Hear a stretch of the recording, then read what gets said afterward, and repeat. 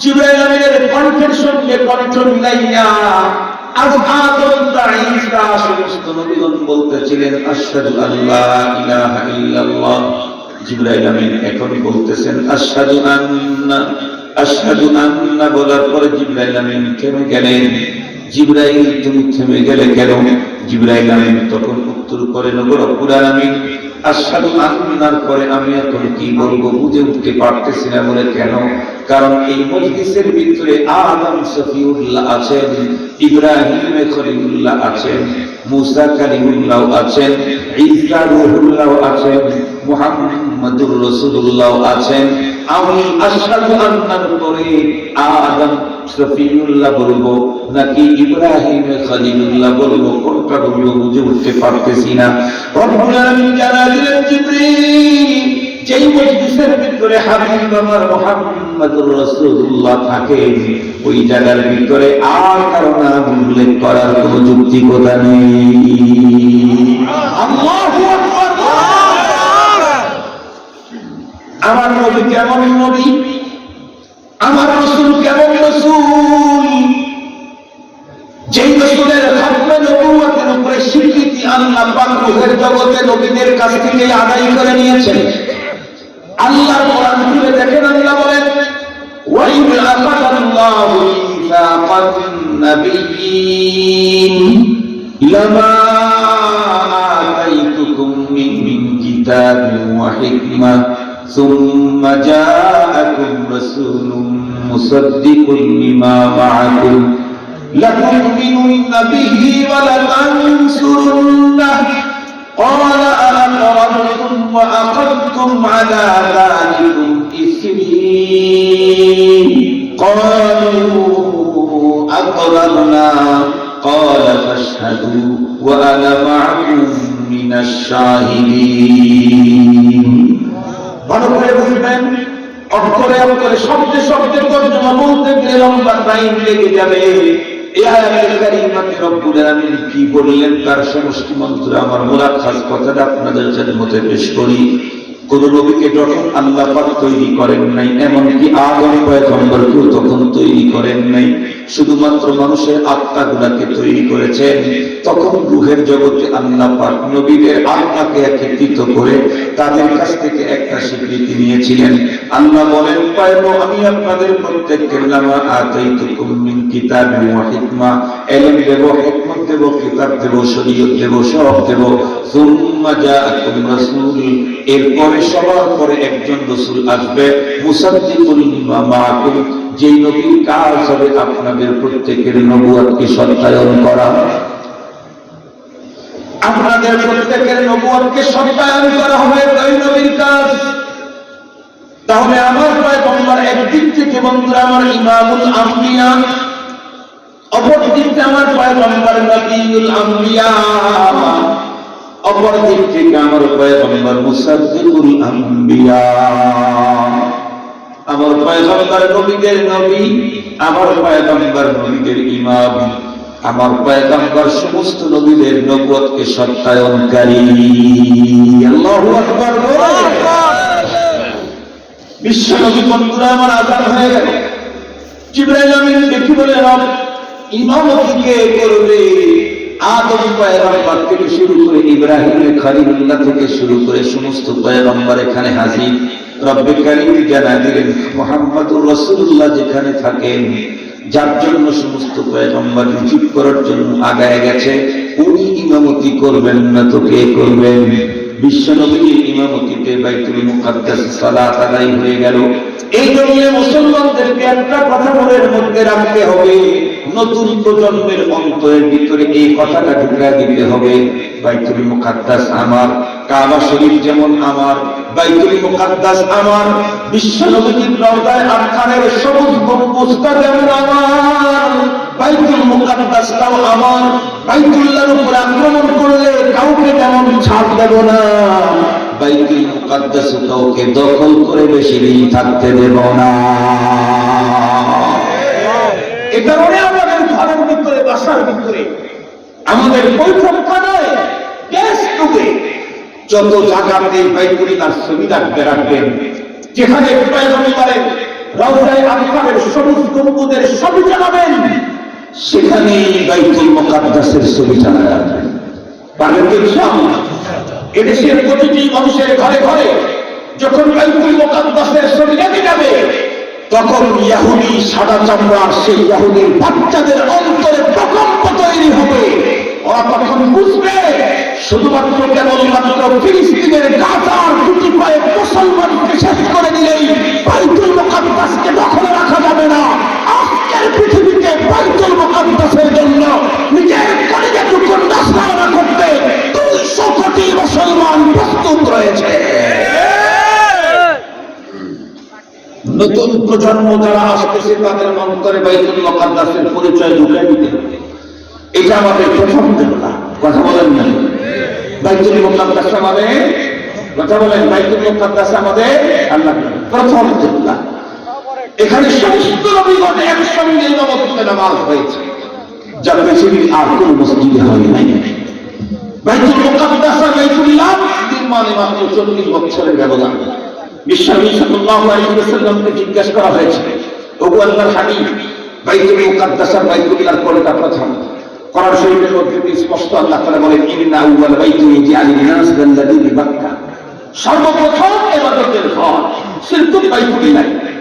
তো বাইতুল মুকাদ্দাস পরে কত বছরের ব্যবধান ছিল? নবীজি বলেন 40 বছরের ব্যবধান ছিল।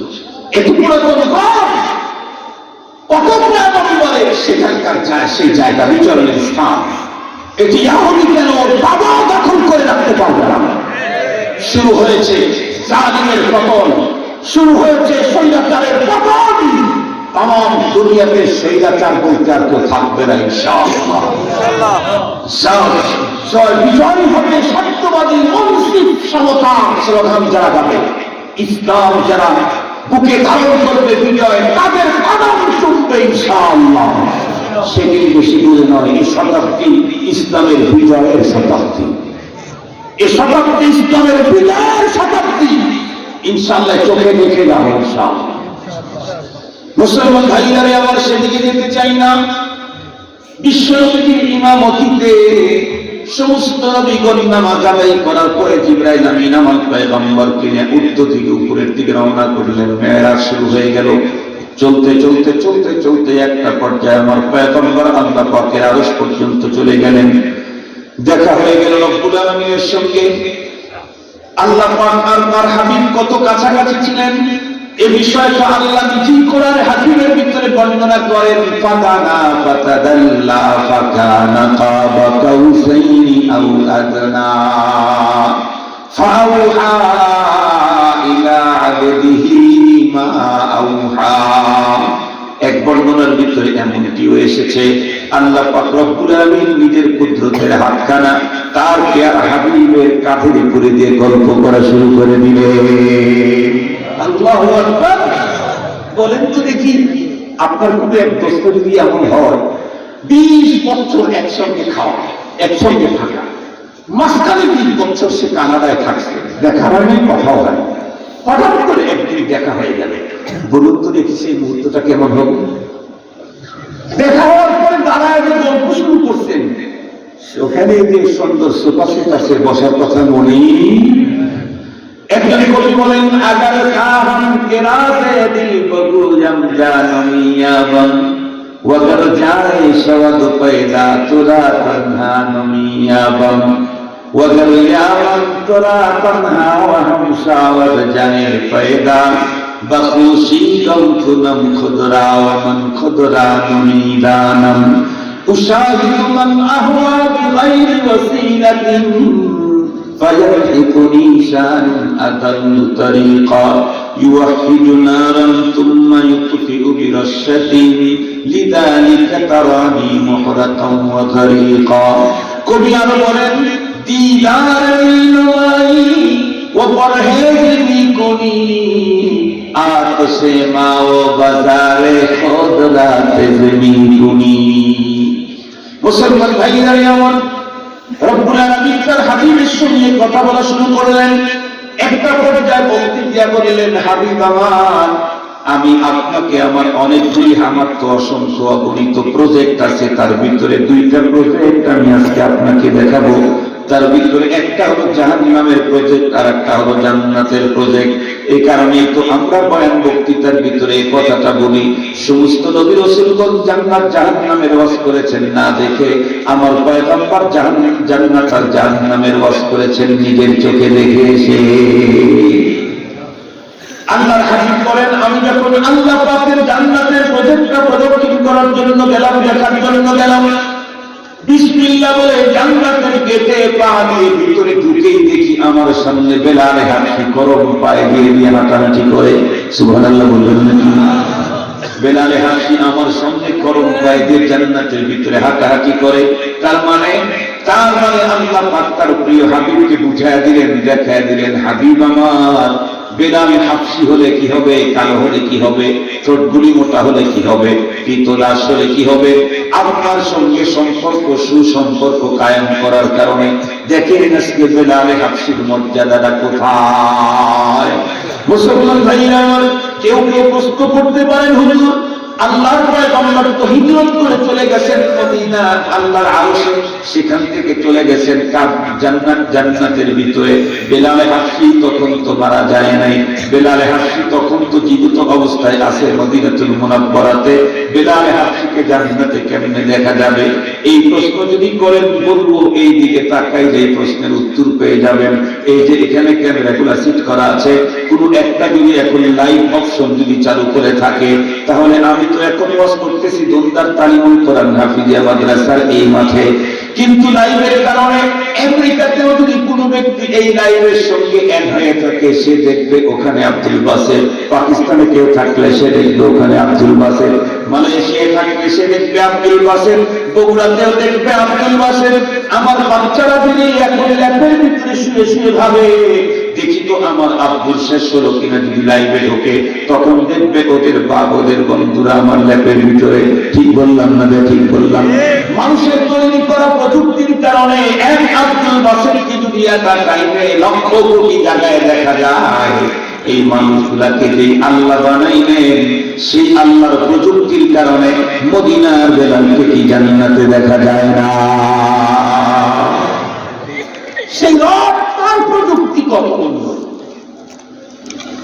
এতক্ষণ পর্যন্ত আলোচনায় কি বুঝাইলাম? নিসবতের কত বড় দাম। বেলাল হাবশির জন্ম হলো হাবশায়, চেহারা বড় কালো, ঠোঁটগুলি মোটা, শব্দের সুন্দর উচ্চারণটা পর্যন্ত করার যোগ্যতা তার নাই।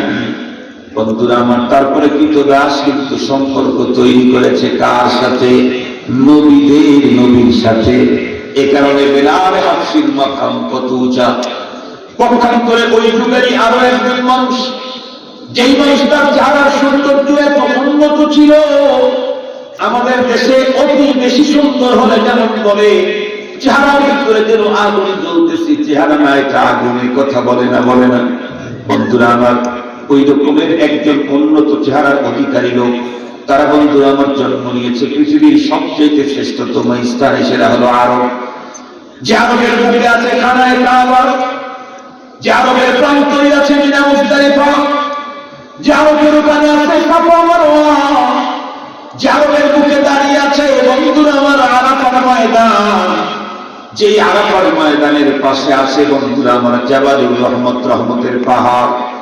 চতুর্দিকে বেষ্টিত এরিয়ার ভিতরে জন্মগ্রহণ করলো একজন মানুষ মক্কা নগরে, তার নাম হলো আবু লাহাব। লাহাব শব্দের অর্থ হলো বন্ধুরা আমার আঙ্গার। আবু লাহাব এই কারণে বলা হয় তার চেহারাটা অস্বাভাবিক সুন্দর ছিল, যার কারণে তার নাম আবু লাহাব। আবু লাহাব জন্ম নিল পৃথিবীর সবচেয়ে উন্নত জায়গায়, সবচেয়ে উন্নত সুন্দর চেহারাকে জন্ম নিল। এরপরে তার বংশের যদি তাকায় দেখেন, তাহলে পৃথিবীতে এর চাইতে উন্নত বংশ আর নাই। আমার পয়গম্বরের বংশের কথা বর্ণনা করতে গিয়া যতগুলি উপাধি লাগে সবগুলা আবু লাহাবের জন্য আছে। আমার পয়গম্বর যেমন ইসমাইলি, আবু লাহাব ইসমাইলি। আমার পয়গম্বর যেমন হাশিমি, আবু লাহাব হাশিমি। আমার পয়গম্বর যেমন কুরাইশি, আবু লাহাব কুরাইশি। আমার পয়গম্বর যেমন মুত্তালিবি, আবু লাহাব মুত্তালিবি। আমার পয়গম্বর মুত্তালিবি, বিল ওয়াসিতা, ডাইরেক্ট না ইনডাইরেক্ট। কিন্তু আবু লাহাবকে মুত্তালিবি কোন রকমের ইনডাইরেক্ট না ডাইরেক্ট, কারণ আবু লাহাবের বাবার নামটাই হলো মুত্তালিব, আর আল্লাহর পয়গম্বরের বাবার নাম হলো আব্দুল্লাহ, আব্দুল্লাহর বাবার নাম হলো আব্দুল মুত্তালিব। তাহলে আমার পয়গম্বর মুত্তালিবি বিল ওয়াসিতা, ইনডাইরেক্ট, কিন্তু আবু লাহাব মুত্তালিবি ডাইরেক্ট বিলা ওয়াসিতা। এত বড় উন্নত বংশের ভিতরে জন্মগ্রহণ করলো, চেহারার এত সৌন্দর্য যে আপনারা যদি বলতো মানুষ বন্ধুরা আমার, এরপরে জন্ম হলো পৃথিবীর সবচেয়ে উন্নত মানের জায়গা মক্কাতুল মুকাররমায়। বলুন তো দেখি, কিন্তু এই লোকটার সম্পর্ক পয়গম্বরের সঙ্গে ছিল নাকি আবু জাহালের সঙ্গে? কথা বলেন না কেন? কার সঙ্গে ছিল? আবু জাহালের সঙ্গে, উতবার সঙ্গে, সাইবার সঙ্গে। সম্পর্ক পয়গম্বরের সঙ্গে খারাপ হওয়ার কারণে, অন্যদের সঙ্গে সম্পর্ক জড়ার কারণে আল্লাহ পাকের কোরআনে আল্লাহ পাক আয়াত নাযিল করে দিলেন, তাব্বাত ইয়াদা আবি লাহাবিন ওয়া তাব মা আগনা আনহু মালুহু ওয়া মা কাসাব সায়াসলা নারান যাতা লাহাবিন ওয়া ইমরাআতুহু হাম্মালাতাল হাতাব ফি ইদিহা হাবলুম মিন মাসাদ। আল্লাহু আকবার বলেন। এ পর্যন্ত আলোচনায় আমি একটা জিনিস আপনাদের বিতরণ করাইতে চেয়েছি, সেটি হলো সম্পর্কের কত বড় দাম। বংশের চাইতে সম্পর্কের দাম, কথা বলেন না কেন? বংশের চাইতে সম্পর্কের দাম অনেক বেশি।